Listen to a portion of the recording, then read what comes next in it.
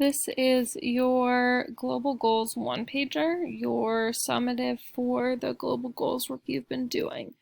So you are going to teach others about one of the 17 global goals that you think is the most important. The skill we've been working on is critical thinking, identifying and defining problems.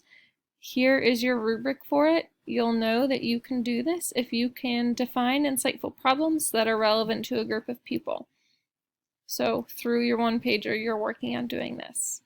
Your task is to create a one-pager that teaches others about the global goal that you think is the most important. So the first thing that you are going to do is think about the global goals, use the activities you've used, explore the website, and then basically the most important thing right here is number 3, identify your top 3 choices of global goals that you think are the most important. And then in class sometime we will kind of figure out who is going to do what specific global goal. Part 2 is where your project really is. You're going to research and take notes on your goal. You need information. Linked right here is a global goal resources document that has some resources listed in it that are available for you to use. There are some in general, and then in the left column after the general ones, it goes down specifically by global goal. You can also use your own resources, but those are available for you. You need to take notes. You need information from at least 3 different sources.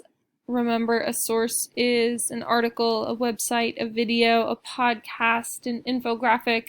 Google searches are not sources. Let me just add that in there.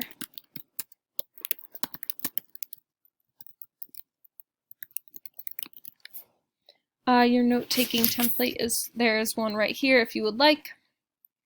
You need to list your sources. You don't need to fully cite your sources, but you do need to list them. I would recommend practicing fully citing your sources, but that's just me. Step 5 has what your one-pager needs to include. You need research from at least 3 sources.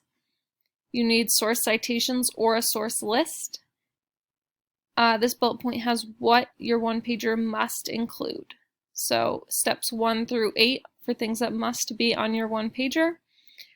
Step 6 says what your one-pager could include, so things that would be helpful. It would help you work on identifying and defining that problem and really making it very clear.